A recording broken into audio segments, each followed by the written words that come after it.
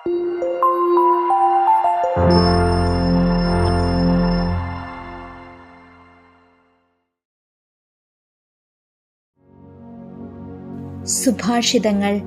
അധ്യായം 5.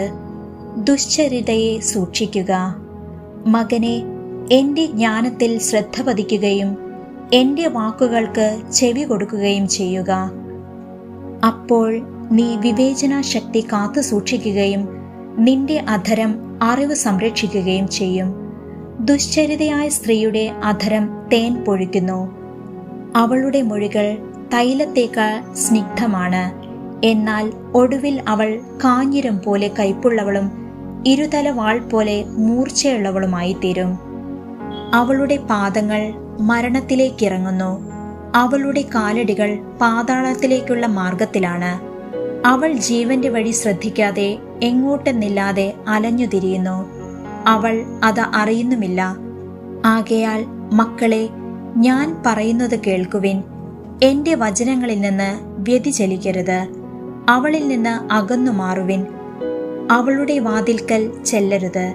ചെന്നാൽ മറ്റുള്ളവരുടെ ദൃഷ്ടിയിൽ നിന്റെ സത്കീർത്തി നഷ്ടപ്പെടുകയും നിന്റെ ആയുസ് നിർദ്ധയർ അപഹരിക്കുകയും ചെയ്യും. അന്യർ നിന്റെ സമ്പത്ത് മതിയാവോളം അപഹരിക്കുകയും നിന്റെ അധ്വാനത്തിന്റെ ഫലം അവരുടെ വീട്ടിലെത്തുകയും ചെയ്യും.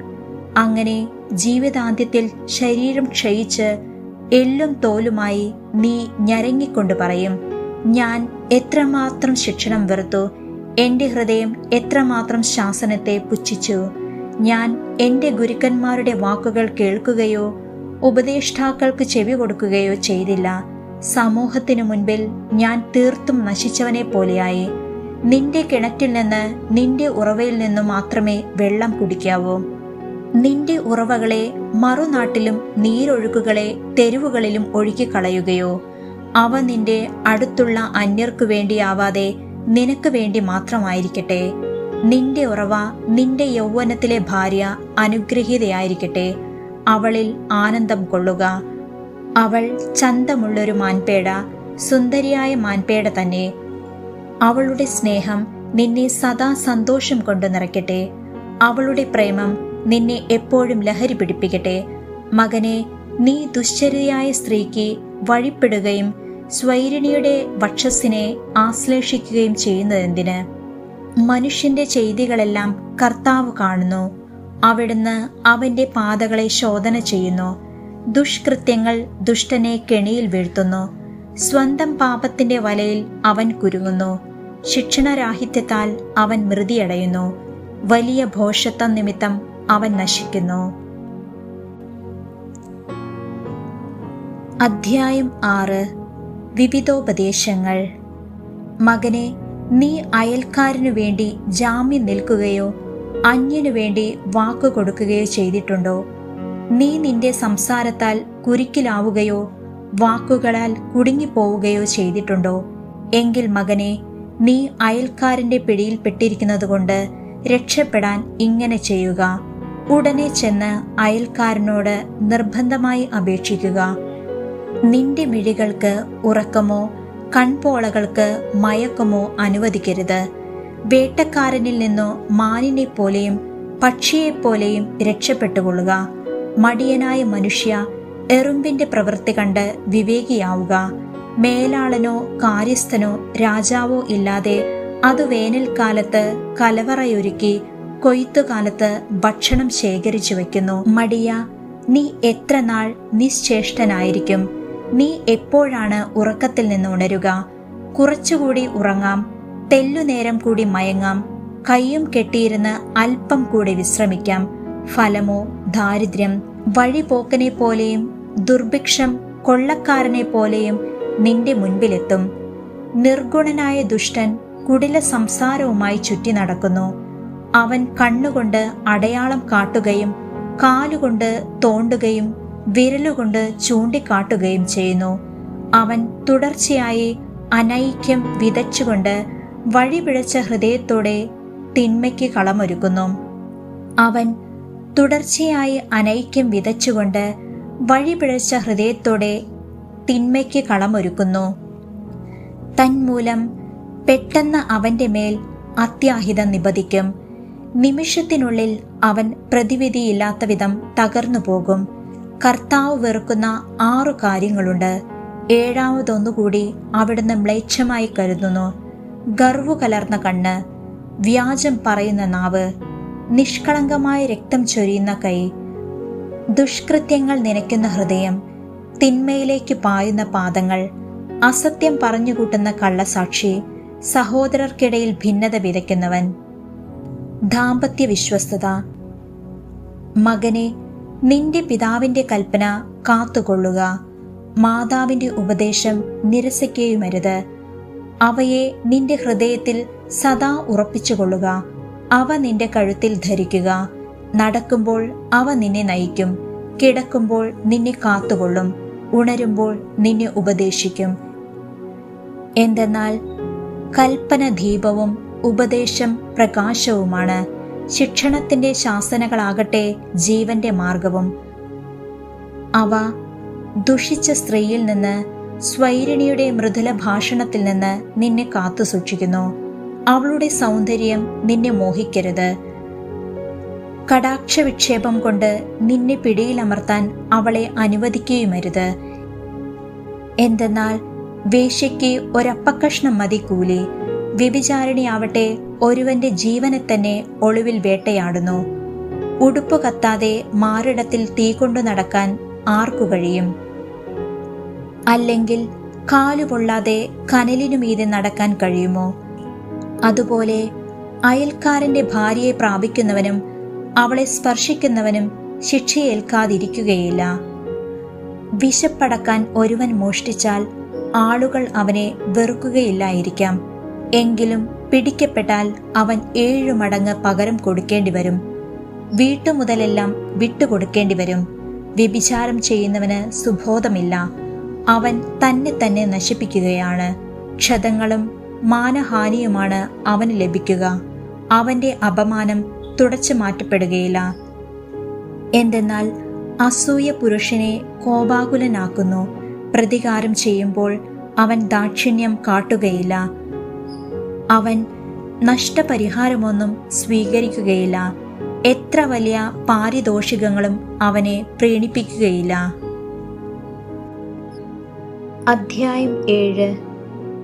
മകനെ, എൻ്റെ വാക്കുകൾ അനുസരിക്കുകയും എൻ്റെ കൽപ്പനകൾ നിധി പോലെ കാത്തു സൂക്ഷിക്കുകയും ചെയ്യുക.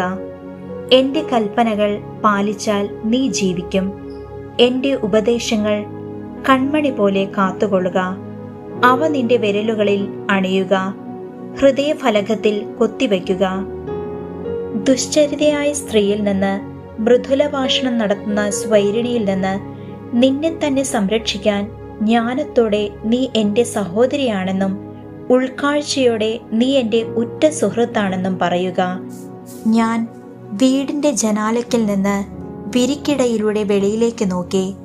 ശുദ്ധഗതിക്കാരായ യുവാക്കളുടെ കൂട്ടത്തിൽ ബുദ്ധിശൂന്യനായ ഒരുവനെ ഞാൻ കണ്ടു. അവൻ വഴിക്കോണിൽ അന്തിമിനുക്കത്തിൽ രാത്രിയുടെയും ഇരുളിൻ്റെയും മറവിൽ അവളുടെ വീട്ടിലേക്കുള്ള വഴിയിലൂടെ നീങ്ങിക്കൊണ്ടിരുന്നു. അപ്പോൾ കുടിലഹൃദയയായ അവൾ വേശ്യയെപ്പോലെ ഉടുത്തൊരുങ്ങി അവനെതിരെ വന്നു. അവൾ ഉച്ചത്തിൽ സംസാരിക്കുന്നവളും തന്നിഷ്ടക്കാരിയുമാണ്. അവൾ വീട്ടിൽ ഉറച്ചിരിക്കാറില്ല. തെരുവിലും ചന്തയിലും ഓരോ മൂലയിലും മാറി മാറി അവൾ കാത്തിരിക്കുന്നു. അവൾ അവനെ പിടികൂടി ചുംബിക്കുന്നു. നിർലജ്ജമായ മുഖഭാവത്തോടെ അവൾ അവനോട് പറയുന്നു, എനിക്കു ബലികൾ സമർപ്പിക്കാനുണ്ടായിരുന്നു. ഇന്നു ഞാൻ എൻ്റെ വ്രതങ്ങൾ പൂർത്തിയാക്കിയിരിക്കുന്നു. തന്മൂലം ഇപ്പോൾ ഞാൻ നിന്നെ കണ്ടുമുട്ടാനായി ആകാംക്ഷാപൂർവ്വം അന്വേഷിച്ചിറങ്ങിയിരിക്കുകയാണ്. ഞാൻ നിന്നെ കണ്ടെത്തുകയും ചെയ്തു. ഞാൻ എൻ്റെ തൽപ്പം വിരികൾ കൊണ്ടും ഈജിപ്തിലെ വർണ്ണപ്പകിട്ടാർന്ന പട്ടുകൊണ്ടും അലങ്കരിച്ചിരിക്കുന്നു. ഞാൻ മീറ, അകിൽ, കറുവാപ്പട്ട എന്നിവയാൽ എൻ്റെ കിടക്ക സുരഭിലമാക്കിയിരിക്കുന്നു. പ്രഭാതമാകുന്നതുവരെ നമുക്ക് കൊതി തീരെ സ്നേഹം നുകരാം. നമുക്ക് സ്നേഹത്തിൽ ആറാടാം. എന്തെന്നാൽ എൻ്റെ ഭർത്താവ് വീട്ടിലില്ല. അവൻ ദീർഘയാത്ര പോയിരിക്കുന്നു. സഞ്ചി നിറയെ പണവും കൊണ്ടുപോയിട്ടുണ്ട്. വെളുത്ത മാവിനെ തിരിച്ചെത്തു. ഒട്ടേറെ ചാടുവാക്കുകൾ കൊണ്ട് അവൾ അവനെ പ്രേരിപ്പിക്കുന്നു. മധുരമൊഴിയാൽ അവൾ അവനെ നിർബന്ധിക്കുന്നു. കശാപ്പുശാലയിലേക്ക് കാള പോകുന്നത് പോലെ, ഉടലിനുള്ളിൽ അമ്പു തുളഞ്ഞു കയറത്തക്ക വിധം കലമാൻ കുരുക്കിൽപ്പെടുന്നത് പോലെ, പക്ഷി കെണിയിലേക്ക് പറന്നു ചെല്ലുന്നത് പോലെ പെട്ടെന്ന് അവൻ അവളെ അനുഗമിക്കുന്നു.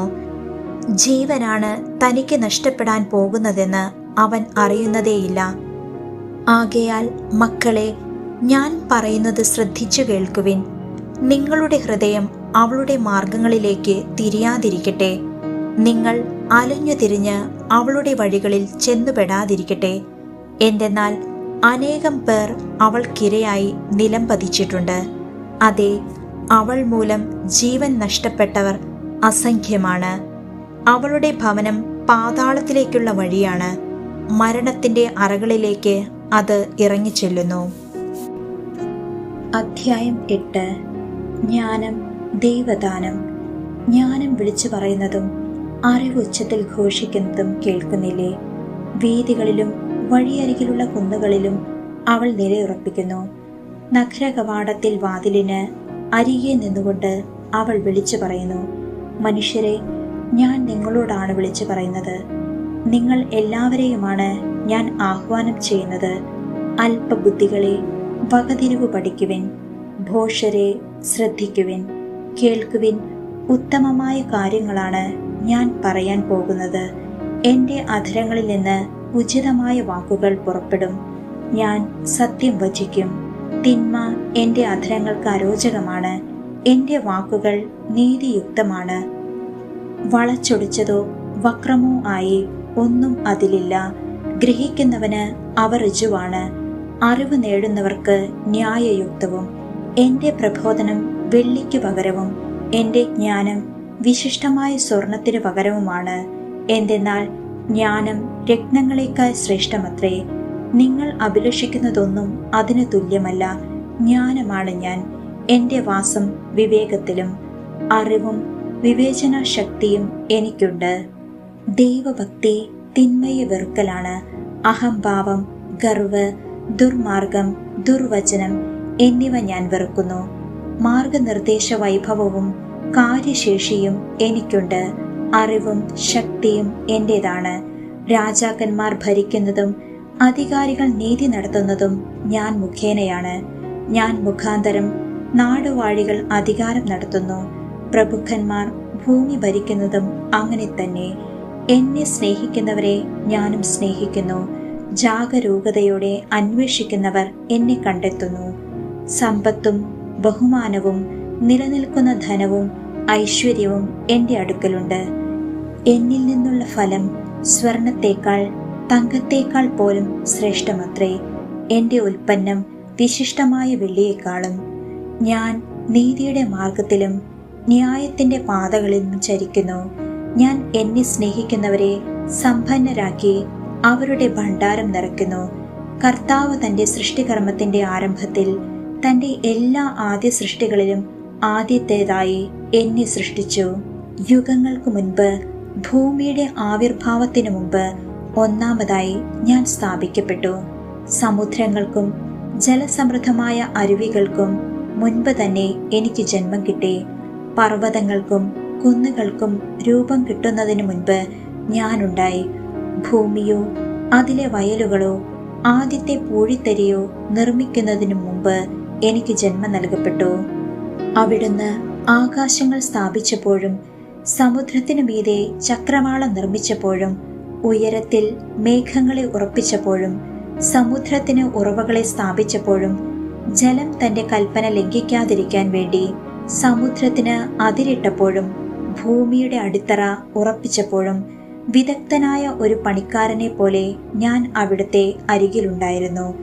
അനുദിനം ആഹ്ലാദിച്ചുകൊണ്ടും അവിടുത്തെ മുൻപിൽ സദാ സന്തോഷിച്ചുകൊണ്ടും ഞാൻ കഴിഞ്ഞു. മനുഷ്യൻ അധിവസിക്കുന്ന അവിടുത്തെ ലോകത്തിൽ ഞാൻ സന്തോഷിക്കുകയും മനുഷ്യപുത്രരിൽ ആനന്ദം കണ്ടെത്തുകയും ചെയ്തു. ആകയാൽ മക്കളെ, എൻ്റെ വാക്കുകൾ ശ്രദ്ധിക്കുവിൻ. എൻ്റെ മാർഗങ്ങൾ പിന്തുടരുന്നവർ ഭാഗ്യവാന്മാരാണ്. പ്രബോധനം കേട്ടു വിവേകികളായി തീരുവിൻ. അതിനെ അവഗണിക്കരുത്. എന്റെ പടിവാതിൽക്കൽ അനുദിനം കാത്തുനിന്ന് എന്റെ വാതിലുകളിൽ ദൃഷ്ടിയുറപ്പിച്ച് എന്റെ വാക്കു കേൾക്കുന്നവൻ ഭാഗ്യവാൻ. എന്തെന്നാൽ എന്നെ കണ്ടെത്തുന്നവൻ ജീവൻ കണ്ടെത്തുന്നു, കർത്താവിന്റെ പ്രീതി നേടുകയും ചെയ്യുന്നു. എന്നാൽ എന്നെ കൈവിടുന്നവൻ തന്നെ തന്നെ ദ്രോഹിക്കുന്നു. എന്നെ വെറുക്കുന്നവൻ മരണത്തെയാണ് സ്നേഹിക്കുന്നത്.